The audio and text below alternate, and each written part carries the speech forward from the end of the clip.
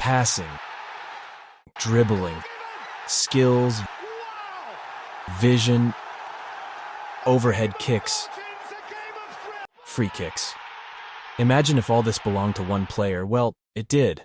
Ronaldinho. Ronaldinho was definitely a different kind of player, mesmerizing anytime he got the ball and was just overall phenomenal. And he did it all with a smile. However, during the last days of his career, Ronaldinho would tragically decline, and the once greatest player became a mere shadow of himself. His mother's passing, going broke, getting imprisoned, all seemed like a ploy from the universe to turn his smile upside down. But his latter struggles were nothing compared to what he had to go through early in his life. Born on the 21st of March 1980, in Rio de Janeiro, Dino was born into abject poverty. His family couldn't afford to live in a good environment, so they had to settle for a place in the worst and cheapest part of town. So our boy was born into an environment of drugs, gangs, and all that stuff. Yet even in this environment, they still couldn't afford a decent house. So, the entire family had to live a house made of wood.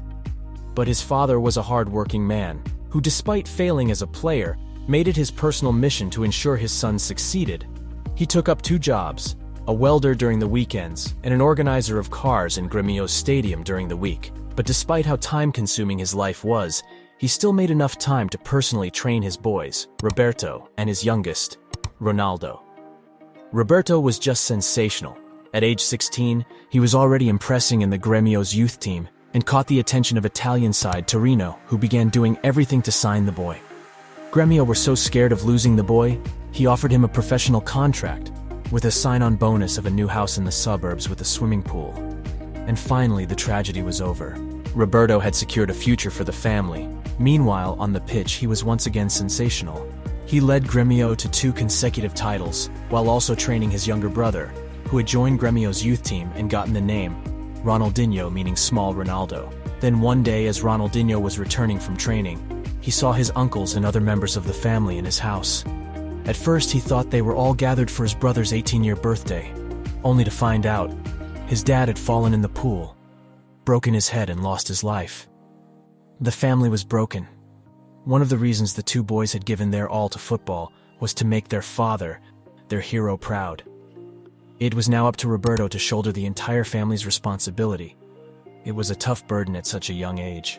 But despite this, his on-field performances did not waver. He led Gremio to another state title that season, and continued to impress.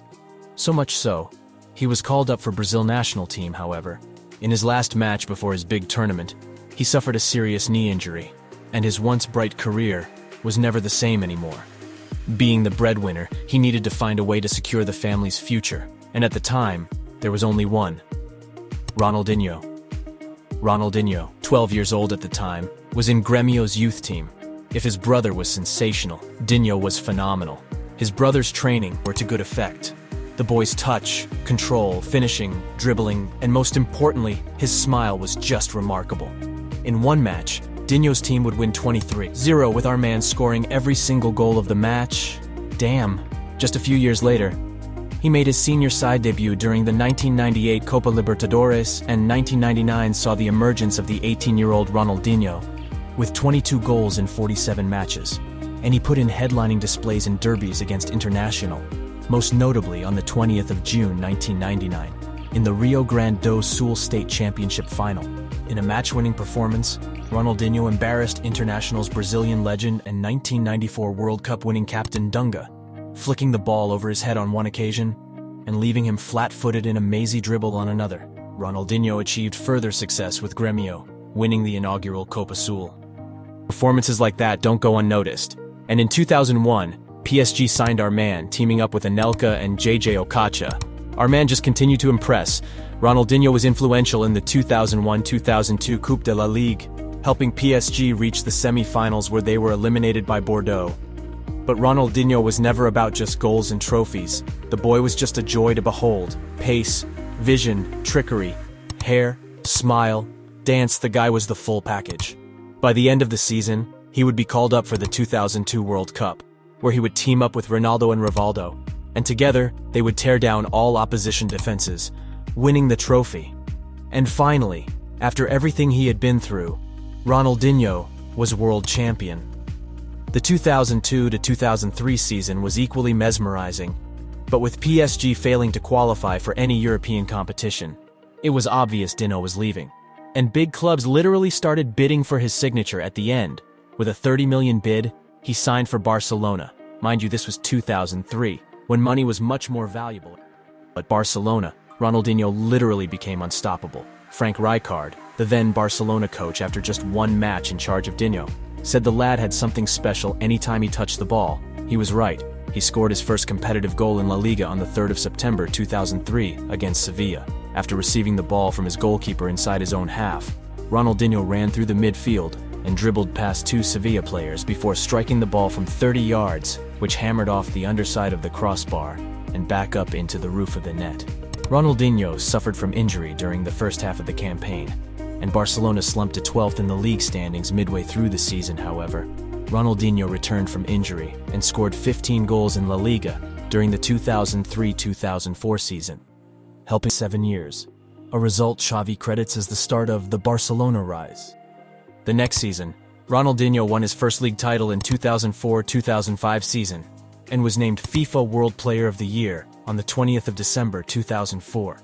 His captain at Barcelona, Carles Puyol, stated, "The greatest compliment I could give him is that he's given Barcelona our spirit back. He has made us smile again." His fame was growing with his entertaining and productive play. Barcelona Stadium was always packed with people who just wanted to see the magician play. That season, he would also give a certain Argentine his first senior goal, and by the end of the year 2005, Ronaldinho had started to accumulate a host of personal awards. He won the inaugural FIFPro World Player of the Year in September 2005, and being named the 2005 European Footballer of the Year. Also that year, Ronaldinho was voted the FIFA World Player of the Year for the 2nd consecutive year. He became only the 3rd player to win the award more than once, after 3-time winners Ronaldo and Zinedine Zidane. His domination as the world's best footballer was undisputed, as he also won the prestigious Ballon d'Or for the only time in his career. On the 19th of November, Ronaldinho scored twice as Barcelona defeated Real Madrid 3-0 on the road in the first leg of El Clásico. After he sealed the match with his second goal, Madrid fans paid homage to his performance by applauding. So rare a tribute only Diego Maradona had ever been granted previously as a Barcelona player at the Santiago Bernabéu Stadium. The season is considered one of the best in Ronaldinho's career, as he was an instrumental part of Barcelona's first Champions League title in 14 years. Throughout the season, Ronaldinho linked up with prolific Cameroonian striker Samuel Eto'o in attack, providing a number of assists to the 34-goal striker. Ronaldinho's pass also put Eto'o through on goal in the Champions League final. Ronaldinho finished the season with a career-best 26 goals, including 17 in La Liga and 7 in the Champions League. With the world in his feet, Ronaldinho would head into the 2006 World Cup as the world's best player. But following a quarter-final defeat to France, Brazil were eliminated, and in his jolly good fashion, Dinho was seen partying with teammate Adriano. But this would shatter his reputation in the eyes of many Brazilians who were still in shock over Brazil's exit. Ronaldinho's statue would be destroyed, in addition to a host of angry outbursts. When Dinho returned the next season, he was obviously not the same. Injuries piled up. His concentration also seemed to have shifted. He started producing out-of-form performances. His physicality was under immense scrutiny, as the nightlife seemed to have consumed him. By the end of that season, Dinho would leave for AC Milan, and despite showing stints of talent, his best days were obviously behind him.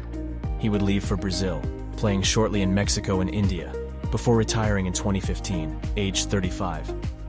Despite an underwhelming second half of his career, Ronaldinho is still widely regarded as one of the greatest players of all time. His technical skills, creativity, dribbling ability, and accuracy from free kicks, his use of tricks, feints, no-look passes, and overhead kicks, as well as his ability to score and create goals, would forever be in the heart of fans worldwide. Thank you very much for watching. This is one video I have always wanted to make, but always felt like it wouldn't really be appreciated because of the host of videos on this, and I want to really thank you for sticking to the end. Your support means a lot to me. God bless you.